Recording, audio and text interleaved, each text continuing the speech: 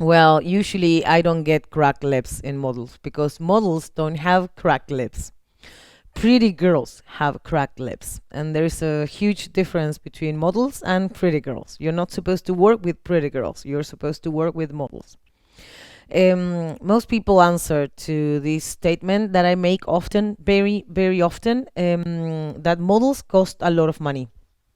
And reality is they don't, because every agency has a section of new faces or newcomers or recently acquired girls. The point is they have girls that are new to the agency and still haven't got enough experience.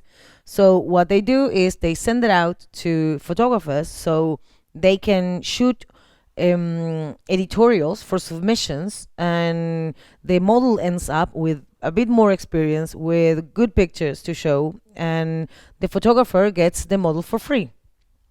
So if your work is good enough, then you can go to any model agency, show what you do, and they will give you the models.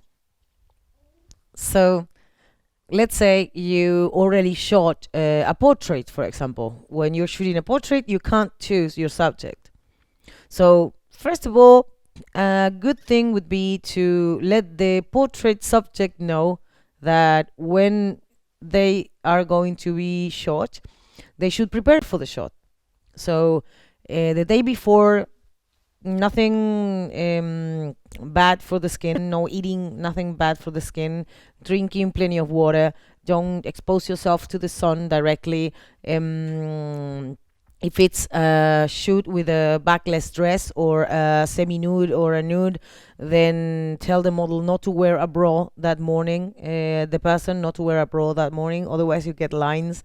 Make sure the studio is heated enough so they don't get goose spots. So basically, every problem that people bring to me, how would you retouch this, can be avoided before the shoot.